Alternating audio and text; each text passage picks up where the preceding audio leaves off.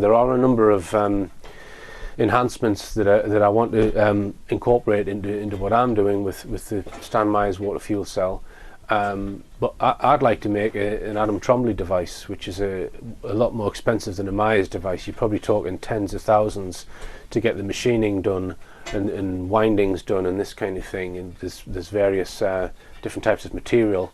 As I've suggested in the video, that I'm proposing that we set up a group. We set up our own group, and we're asking people to come forward with details about your expertise or your areas of interest, and how you think you can offer us some expertise and to develop some.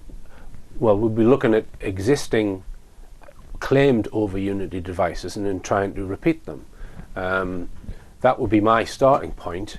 I'm happy for people to take the software that I've developed for this. I'm happy to produce parts lists and diagrams as to how I've made this. I'm even happy if anyone is willing to invest, is to build maybe 10 of these units and loan them to people who want to have a play with them and see if they can modify them or change them in some way in order to get what Myers achieved. How do you know that I'm genuine or that Andrew's genuine? Well, I guess you don't, Andrew. I guess. Well, this is it. You have to build up trust over a period of time. I mean, we have a track record now over the last couple of years that people can look at, and so they can get some information from that. But it is a huge problem with these groups being infiltrated and controlled. I mean, you and I were discussing earlier on about Stephen Greer and his groups, and to me that is a clear example of how how a group can be manipulated and infiltrated, and then they can feed that information back to whoever.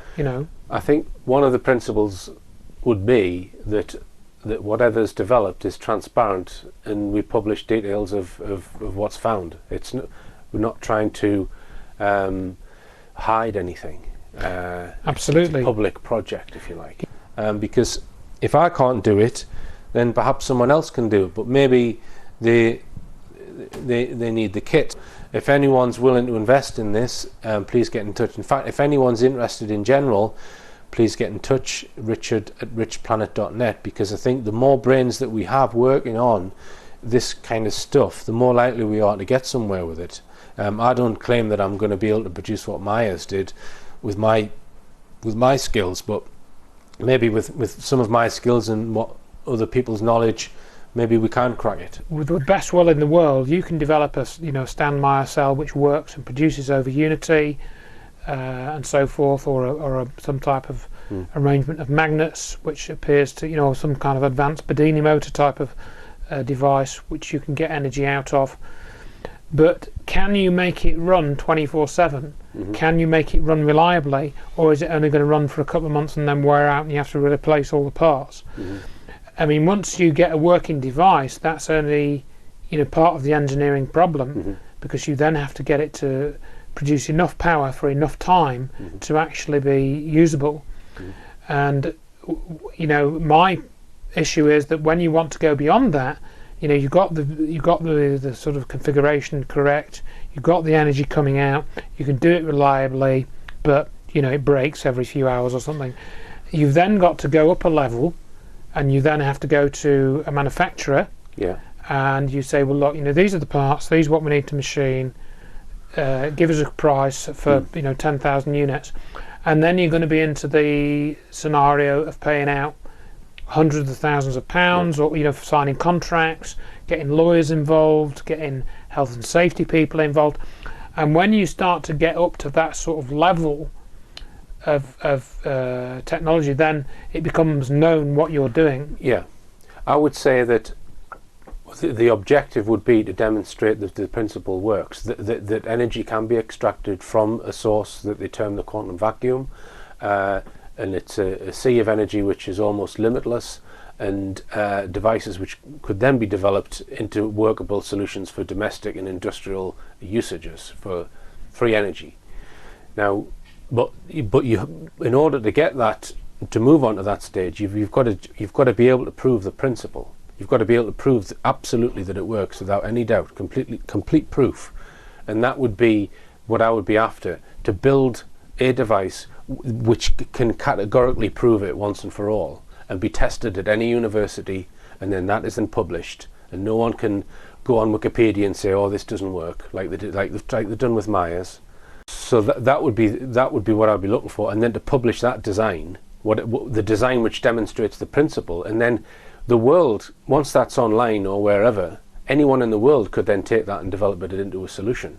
But you would then say, well, what's the point in doing it? How are you going to make money out of it? Well, are we really that sort of selfish that we think it's just about making ourselves rich? Well, I think again you're down to the problem that you could make a device yourself with your own, blood, sweat and tears, so to speak.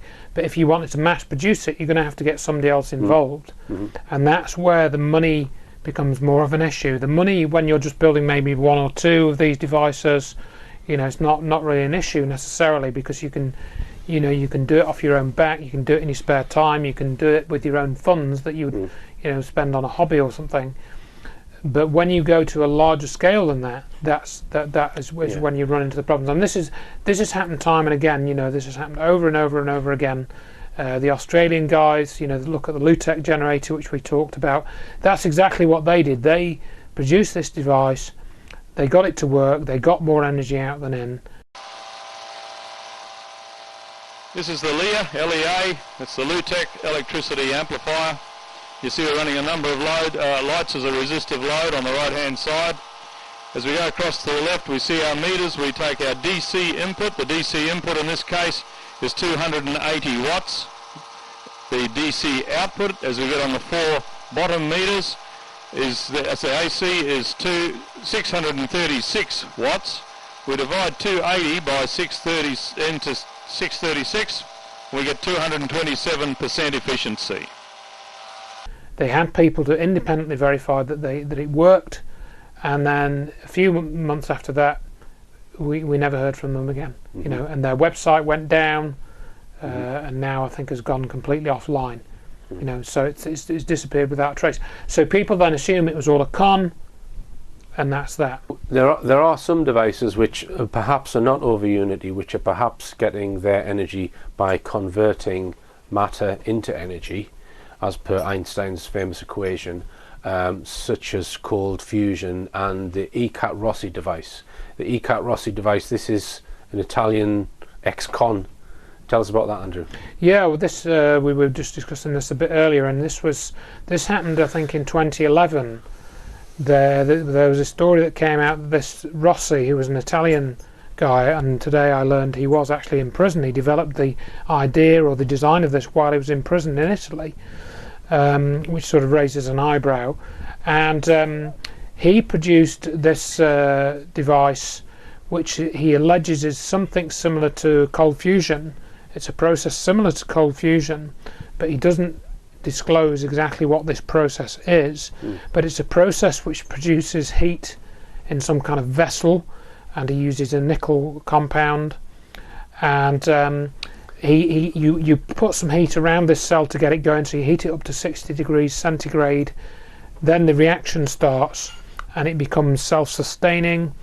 And he alleges that when you get this self-sustaining mode going and you leave it running for several hours, you'll end up having got out more energy than you've put in. I would think that the Adam Trombley device, I think he's still alive, Adam Trombley. Yes, he is, yeah. The patent has probably got enough information in it to be able to draw up a set of engineering drawings and then build it in a machine shop. So if there's anyone out there with a decent machine shop who wants to, maybe get a bit of publicity by helping us machine some components and maybe draft those components, get in touch or come to our meeting if we're going to have one. Thanks for talking to me again today, Andrew. Welcome. And hopefully we can report back maybe in the summer perhaps that we've got some group together that's going to look into some of these free energy devices.